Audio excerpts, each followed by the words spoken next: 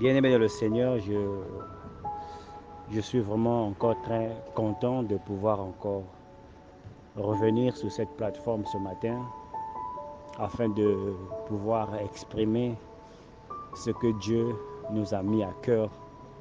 Et comme le Seigneur nous a recommandé au travers de la bouche de l'apôtre Paul dans le livre de 1 Thessaloniciens chapitre 5, où il dit que exhortez-vous comme vous êtes en train de le faire. Nous voulons vraiment que ce matin, que le Seigneur nous parle au travers de ce petit verset et que l'Esprit de Dieu circonscrive ma bouche, que ce ne soit pas mes propres mots, mais que ça puisse être les mots qui sortent de la bouche de Dieu. Ce matin, nous allons lire dans Actes chapitre 26, verset 28. La Bible déclare, et Agrippa dit à Paul, tu vas bientôt me persuader à devenir chrétien. Tu vas bientôt me persuader à devenir chrétien. Ici, bien-aimés, sur cette écriture, nous remarquons que cette écriture démontre le processus pour une personne de devenir chrétien.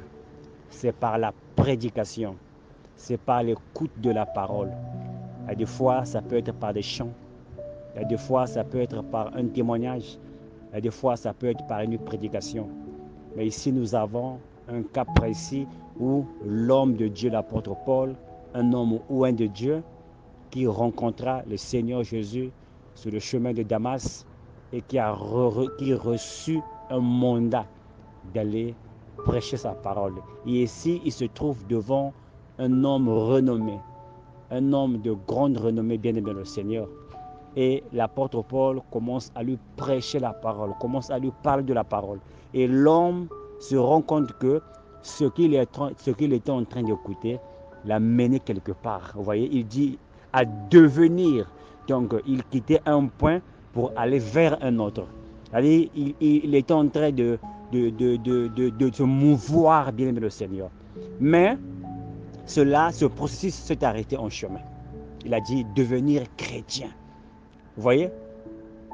Bon, bien aimé le Seigneur, il y a une chose que je veux comprendre. Il y a des gens aujourd'hui qui se disent chrétiens, mais lorsque nous allons dans les profondeurs, on se remarque qu'il y a une différence entre être un chrétien et être un membre d'église. On devient chrétien.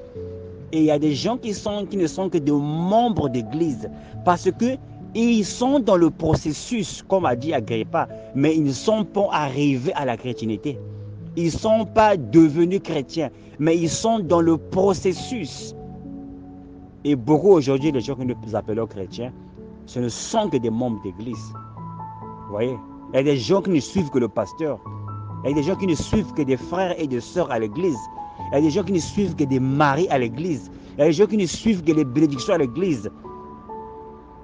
On doit bien comprendre, on doit bien décortiquer le mot chrétien. C'est quoi être un chrétien? Bien aimé, nous devons aujourd'hui comprendre et cesser avec l'amalgame, cesser avec cette confusion que nous avons sémée dans le cœur des gens et cette confusion que nous avons dans nos propres têtes. Croyant que tu es devenu chrétien au moment où tu es encore Agrippa. Tu es dans le processus d'être chrétien. Tu es encore un membre d'église parfois. Il y a des fois, tu n'es même pas de l'église. Tu es un païen. Une personne qui n'a rien à voir avec la chrétienté. Mais parce que tu as lu la parole, parce que tu vas à l'église, ça ne fait pas de toi un chrétien. Aller à l'église ne fait pas de toi un chrétien. Je répète, aller à l'église, lire la Bible ne fait pas de toi un chrétien. Faire du bien aux gens ne fait pas de toi un chrétien. Donner des gens à manger ne fait pas de toi un chrétien. Avoir un ami pasteur ne fait pas de toi un chrétien. Avoir des songes, avoir des dons de l'esprit ne fait pas de toi un chrétien. Bien aimé de le chrétien. Que veut dire chrétien? Chrétien veut dire être comme Jésus. Amen. Chrétien veut dire être comme Jésus. Donc la vie de Jésus est en toi.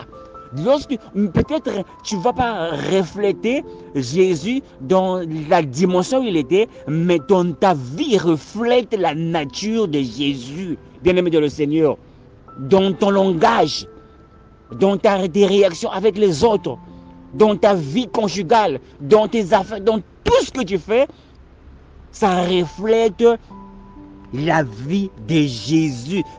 Tu deviens, si quelqu'un n'avait pas vu Jésus quand il était dans la chair, comme l'Esprit de Christ est en toi, les gens vont remarquer que tu es chrétien, bien-aimé le Seigneur. Même quand tu ne le dis pas aux gens que je suis chrétien, parce que beaucoup de gens se sont auto-nommés chrétiens. Ils se sont dit eux-mêmes chrétiens. Je suis un chrétien, je suis un chrétien. Mais lorsque ta vie, lorsque les gens regardent ta vie, bien-aimé le Seigneur, c'est tout à fait le contraire de ce que tu proclames, bien-aimé Seigneur. Parce que si tu fais toi-même ton propre témoignage, ton témoignage n'est pas vrai.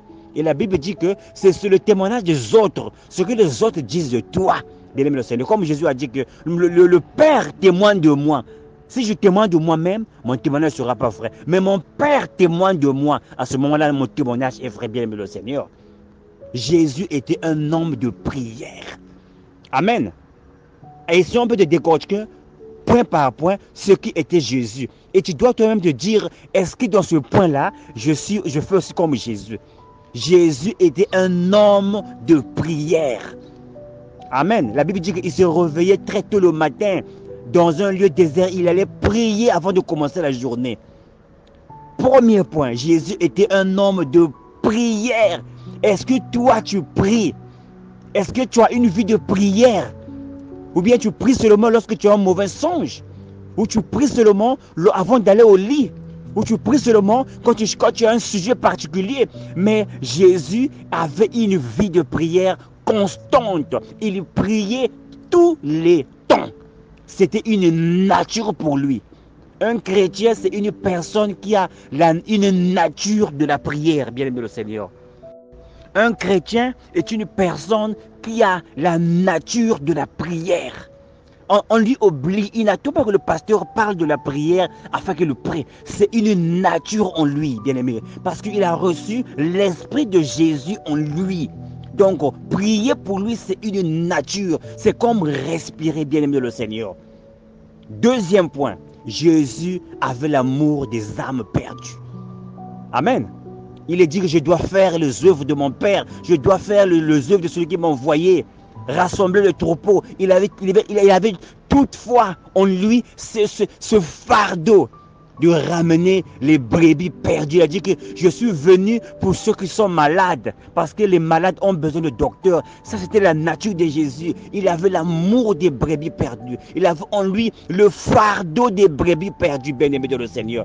Est-ce que toi, qui te proclames chrétien, tu as déjà gagné combien de âmes pour le Seigneur? Tu as déjà touché combien de vies, bien-aimé de le Seigneur, pour dire que tu es comme Christ? Parce que Christ avait le fardeau des âmes perdues. Il passait son temps à prêcher la parole. Est-ce que toi, bien-aimé le Seigneur, tu as ce fardeau-là dans ton cœur? Est-ce que lorsque tu vois une personne qui est dans le péché, est-ce que tu vas l'aborder pour le ramener au Seigneur? C'est ce que faisait Jésus. Et si toi, si tu es chrétien, tu dois avoir ce même fardeau dans ton cœur, bien-aimé le Seigneur.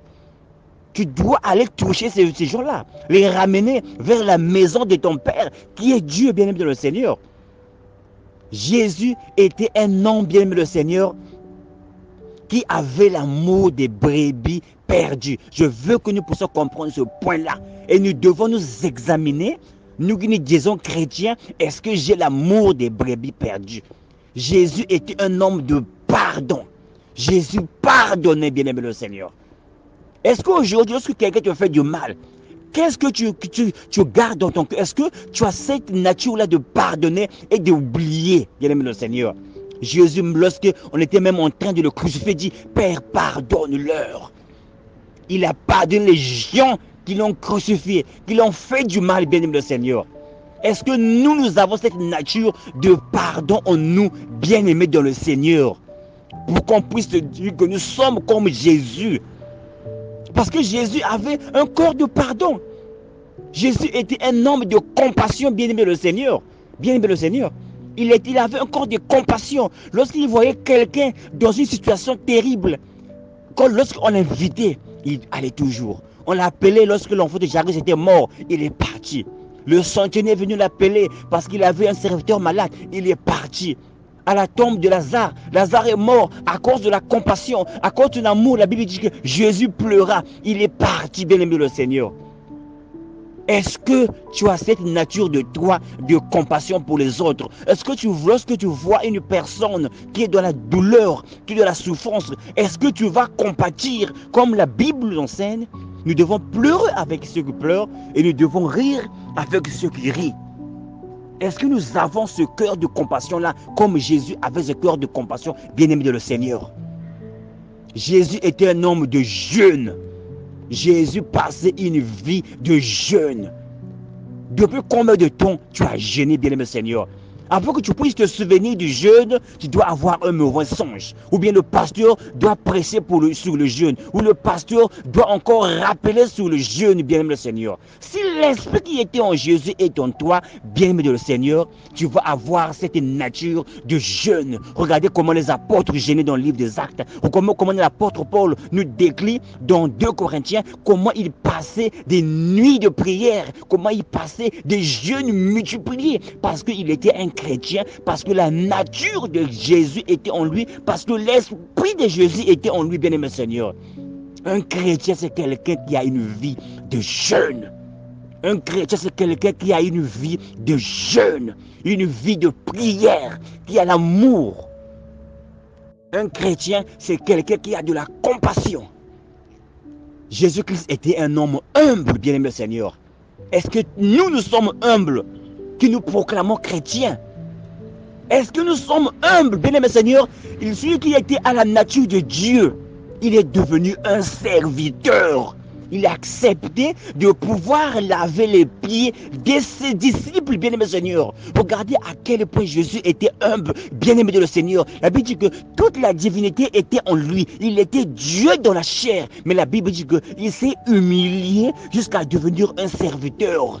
Il s'est humilié jusqu'à laver les pieds de ses apôtres. Il s'est humilié jusqu'à la mort de la croix, bien-aimé le Seigneur. C'est ça la nature de Jésus, l'humilité.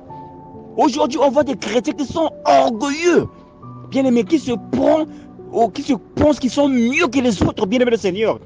Ça, ce n'est pas la chrétienté, bien-aimé le Seigneur. Le chrétien est une personne humble. Je répète, le chrétien est une personne humble. Jésus était humble. Un chrétien est un serviteur. Le chrétien, c'est quelqu'un qui sert les autres. Ce que Dieu t'a donné, tu l'utilises pour servir les autres. Jésus avait tous les dons en lui, mais ces dons, il les avait jamais utilisés pour lui-même. Il les utilisait pour le bien-être des autres. Lorsqu'une personne est chrétienne, tout ce que Dieu a mis en lui, il l'utilise pour les autres. C'est quelqu'un qui se sacrifie, un chrétien. C'est quelqu'un qui met l'intérêt des autres plus que ses propres intérêts. C'est ce qu'on appelle un chrétien, bien-aimé Seigneur. Nous devons nous examiner aujourd'hui. Est-ce que je suis en voie de devenir chrétien? Est-ce que je suis chrétien? Ou bien je ne suis même pas dans la voie, ou je ne suis même pas chrétien, bien-aimé Seigneur. On doit cesser de pouvoir se séduire. C'est parce qu'on est à l'église, c'est parce qu'on a des songes, on est chrétien. Non, bien-aimé le Seigneur. Le chrétien, c'est une personne qui est comme Jésus. La nature de Jésus est en lui. Jésus était un homme dont la puissance de Dieu se révélait en lui. Il était un homme de puissance. Il était un homme de miracles. Il était un homme de prodiges. Bien-aimé le Seigneur. Et toi qui te dis chrétien aujourd'hui, est-ce que tu reflètes cette nature de miracles dans la vie de Jésus? Est-ce que tu reflètes cette vie de Jésus en toi? La puissance de prier pour les malades. Est-ce que tu reflètes cela en tant que chrétien, bien-aimé de le Seigneur? Aujourd'hui, bien-aimé le Seigneur, on voit des gens qui se disent chrétiens, mais des gros menteurs. Et des mbagi, mais ils se disent chrétiens. Tu penses que Jésus était un mbagi, bien-aimé Seigneur? Un chrétien, quelqu'un qui se dit chrétien, qui n'arrive même pas à dire la vérité. et on se dit chrétien. Non, non, non, non. On doit refaire notre expérience, bien-aimé de le Seigneur. Nous devons cesser de nous séduire. Un chrétien qui doit quelqu'un, mais qui doge, qui se cache. Lorsqu'il voit une personne qui le doit, il se cache. Bien-aimé, tu n'es pas chrétien, bien-aimé de le Seigneur. Un chrétien, c'est quelqu'un qui dit la vérité. On a demandé à Jésus. Et tu, le Fils de Dieu, il dit que tu l'as dit, bien-aimé de le Seigneur. Mais aujourd'hui, on a des chrétiens qui sont menteurs. Des gens qui se disent chrétiens, mais qui sont menteurs. Nous sommes des membres d'église. On doit refaire notre expérience. On doit demander à Dieu de pouvoir nous briser. Bien-aimé de le Seigneur. Tu es sur le point de devenir chrétien. Tu es comme Agrippa.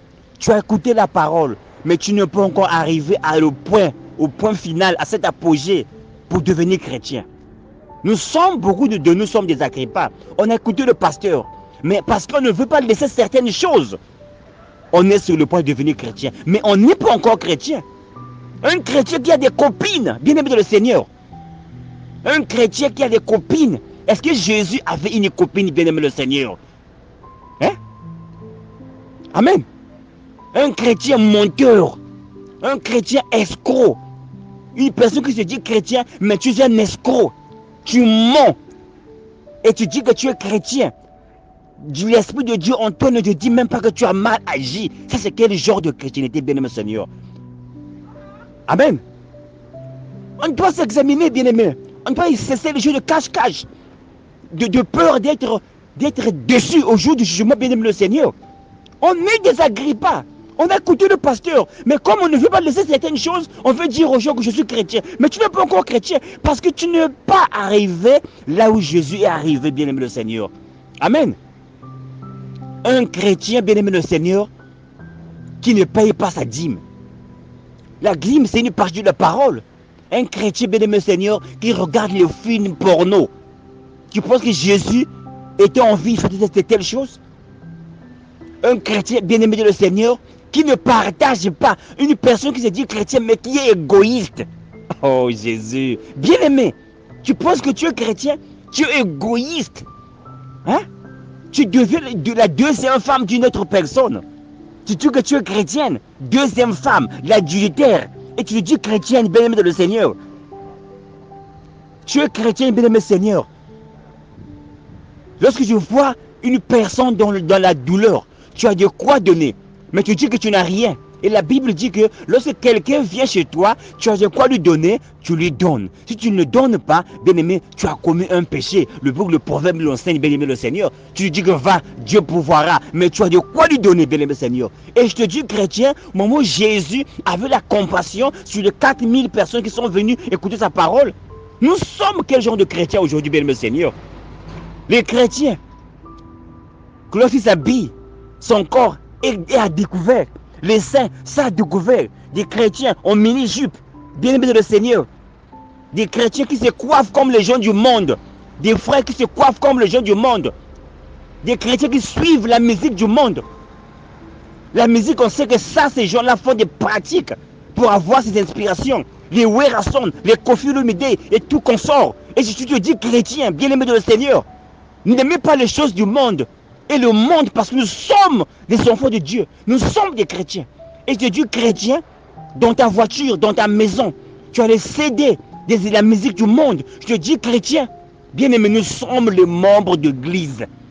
Bien-aimés, nous ne sommes pas les membres du corps spirituel de Jésus, des membres de l'église. Nous sommes peut-être hors même de l'église, mais nous sommes avec le nom de Dieu. On est dans le processus de pouvoir devenir chrétien. Parce que chrétien veut dire être comme Jésus, être rempli d'amour, être rempli d'humilité, être rempli de pardon, être rempli de simplicité, être rempli de maturité, être rempli de puissance. C'est ce qu'on appelle être un chrétien, bien-aimé de le Seigneur.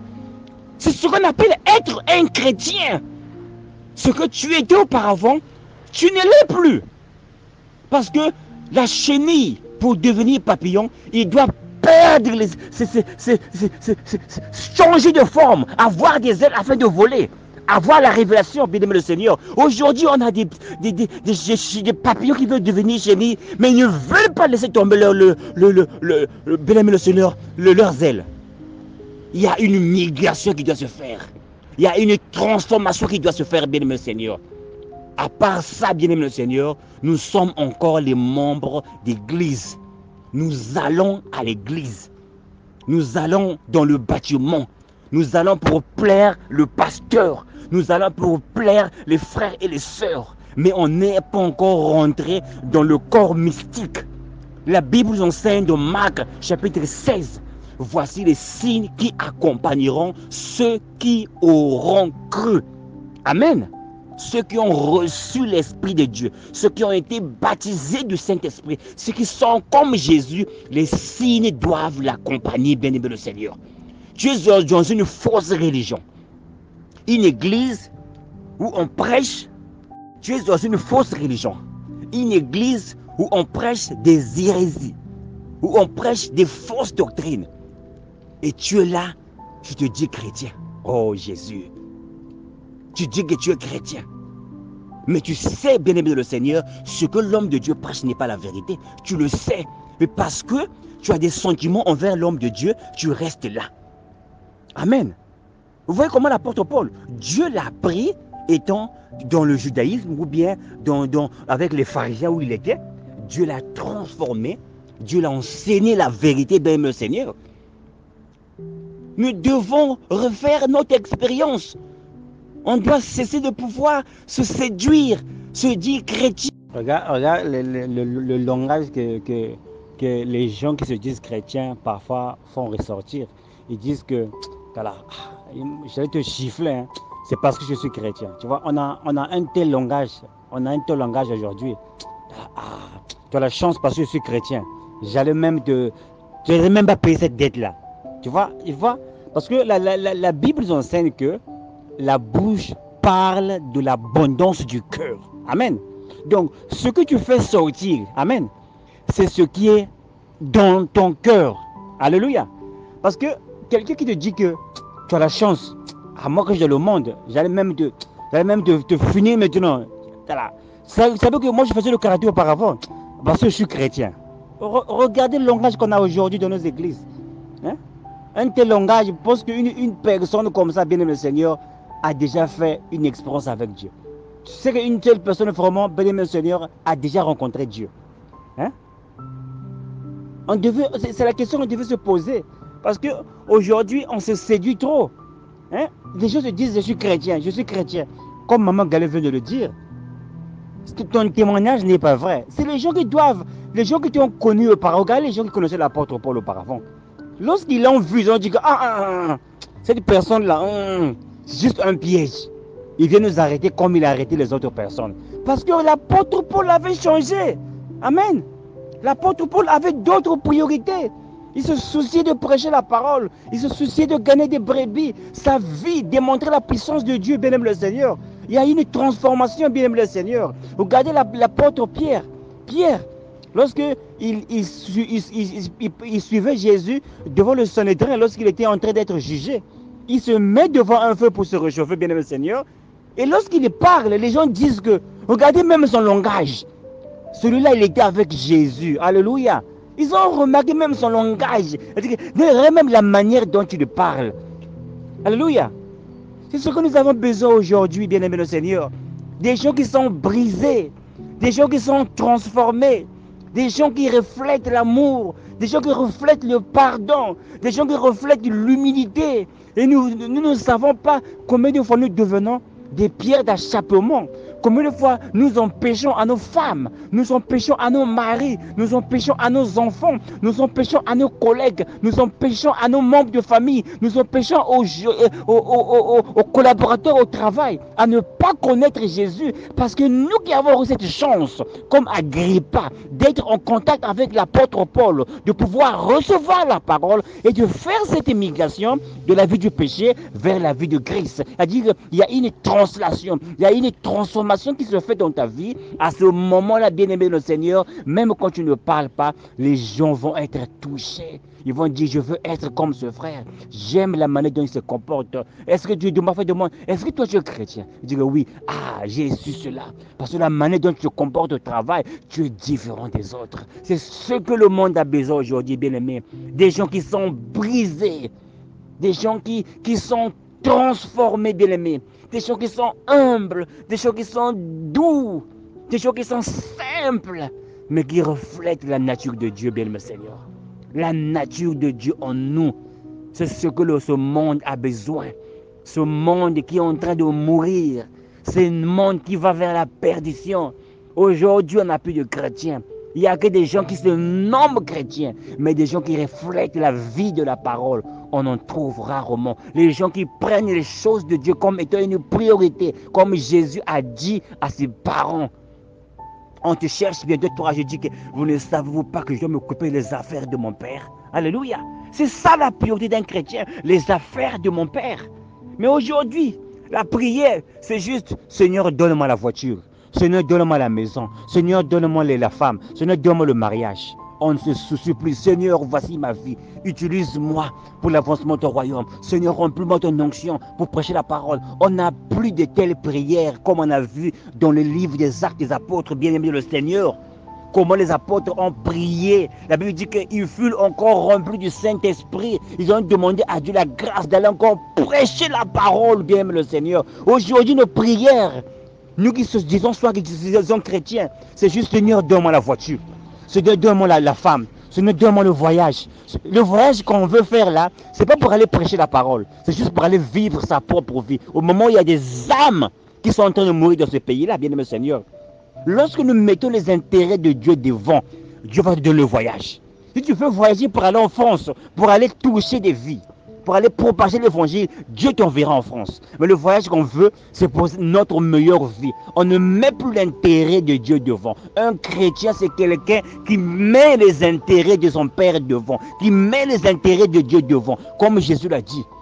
Je dois travailler les œuvres, je dois faire le travail de celui qui m'a envoyé. Parce que la nuit vient où personne ne peut travailler. Il était constamment en train de faire l'œuvre de Dieu, en train de guérir les malades, en train de nourrir les gens, en train de prêcher l'évangile, bien-aimé Seigneur. Un homme de prière, une vie totalement dédiée à Dieu.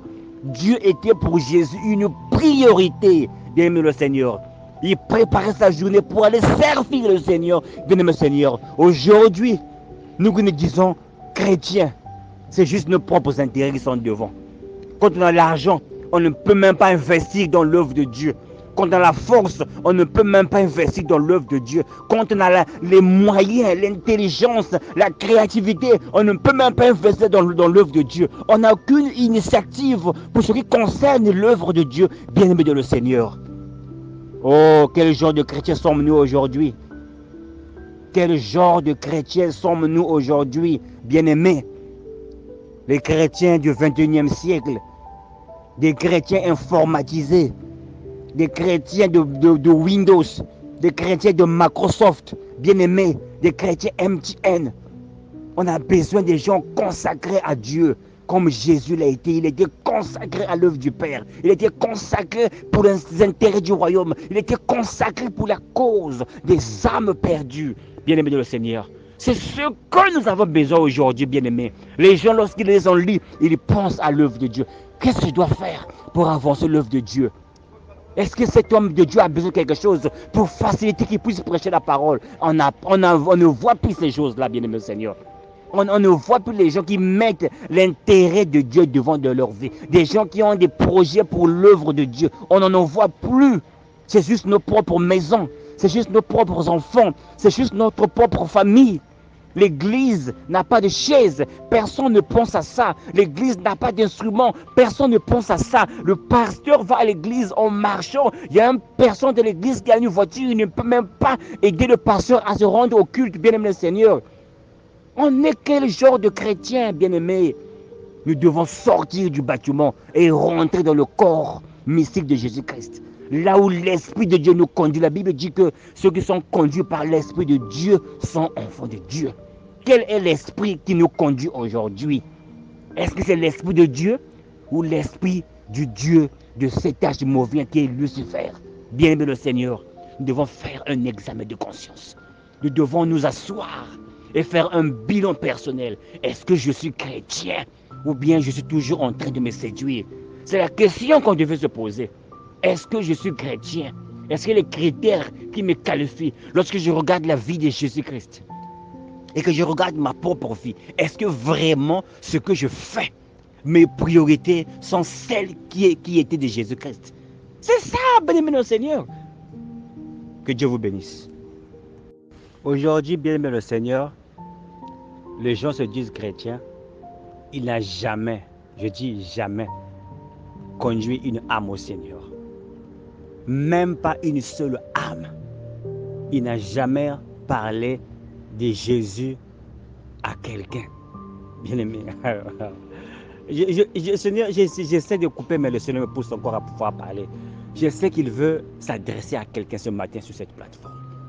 Le Seigneur te dit, tu dis que tu es chrétien, mais tu n'as même jamais impacté, même pas tes propres enfants. Ne parlons même pas des collègues, c'est même trop loin. Parce qu'aux collègues, là, au travail là-bas, on ne fait que raconter les bêtises. Lorsqu'on a des data dans son téléphone, oui, on a des crédits. La priorité, c'est d'envoyer seulement des vidéos. Des vidéos, des bêtises qui n'édifient personne. Bien aimé le Seigneur. Et on se dit chrétien. Lorsqu'il s'agit de envoyer des bêtises, la personne là peut dépenser les data qu'il a pour envoyer des bêtises. Mais juste pour envoyer un seul verset, pour peut-être toucher la vie de quelqu'un, peut-être briser quelqu'un. La personne là, cette personne n'a même pas ce ton-là, bien aimé le Seigneur. Mais on est chrétien par rapport à quoi? Parce que tes priorités, ce ne sont pas les priorités de Dieu. Tu ne fais pas les œuvres de ton Père. Mais qui est donc ton Père, bien aimé le Seigneur? Parce que Jésus a bien dit que je dois faire les œuvres de mon Père. Je dois faire les œuvres de celui qui m'a envoyé. Qui nous a envoyés? Parce que nos priorités, nos intérêts montrent celui qui nous a envoyés, bien aimé le Seigneur. Même pas une âme, bien aimé le Seigneur. Tu n'as jamais parlé de Jésus, même pas à tes propres enfants, bien aimé le Seigneur. Et tu te dis, je suis chrétien. Le chrétien, ce n'est pas de nom. Hein. Beaucoup d'entre nous, on est des chrétiens seulement de nom. C'est-à-dire, quand je m'appelle Nagavois, j'ajoute Nagavois chrétien. C'est juste un nom. Mais la vie de la chrétienté n'est pas en toi. La vie qui a régné en Jésus n'est pas en toi. La vie du pardon. Lorsque quelqu'un t'a fait du mal, oh, des chrétiens rancunieux. Oh Jésus. Les gens qui se disent chrétiens, mais pleins de rancune, qui n'arrivent même pas à pardonner. Oh Jésus. Hein? Ça, c'est quel genre de chrétiens que nous sommes aujourd'hui, bien aimé le Seigneur?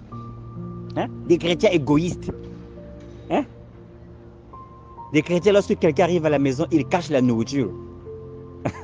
Alléluia. Oh papa, speak Jésus. Speak Father. Un chrétien bien aimé le Seigneur, lorsqu'il voit une personne qui n'aime pas, il se cache. Il ne peut pas la saluer. Un chrétien, lorsqu'il se passe à quelqu'un qui a fait du mal, il ne veut même pas saluer cette personne-là.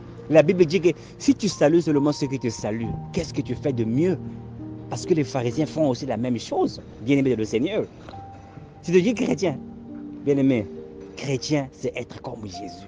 C'est-à-dire les gens qui n'ont jamais vu Jésus, lorsqu'ils te voient, ils disent que waouh, voilà quelqu'un qui reflète la nature de Dieu. Christ avait en lui la nature de Dieu, l'humilité, le pardon, la patience, la persévérance. Oh, bien-aimé de le Seigneur. Des chrétiens qui s'énervent facilement. C'est quel genre de chrétien, bien-aimé de le Seigneur, sommes-nous? Hein? Plein de colère. Un chrétien qui est jaloux. Il ne veut pas entendre le témoignage de l'autre. Lorsque l'autre témoin dit que non, c'est juste un montage, ce n'est pas la vérité. Tu dis chrétien. Au moment où la Bible dit que on doit se réjouir avec qui se réjouissent. Un ami a perdu un membre de la famille. Tu ne peux même pas participer à cette veille-là. Tu ne peux même pas aller là-bas pour le soutenir. Et je te dis, chrétien, bien-aimé le Seigneur, tu suis des gens par intérêt. Parce que cette personne a les moyens, il peut t'aider, tu deviens pour cette personne-là. Le chrétien qui va avec les gens à cause de l'intérêt, qui fait des amitiés à cause de l'intérêt, à cause de ce qu'il peut avoir derrière cette personne-là. Et on se dit chrétien. Oh Jésus, aide-nous, papa. Seigneur, aide-nous à réaliser que nous sommes loin de toi. Nous sommes sur le point d'être chrétiens, mais on n'est pas encore chrétiens, bien-aimés. Seigneur, te rappelle ce matin à ta génuée, à dire Seigneur, je veux refaire mon expérience avec toi. Dieu parle à quelqu'un ce matin, à se redemander, à faire un bilan personnel. Est-ce que vraiment je suis là où le Seigneur veut être? Ou bien je suis seulement en train de me séduire? Bien-aimé, le temps est en train de passer.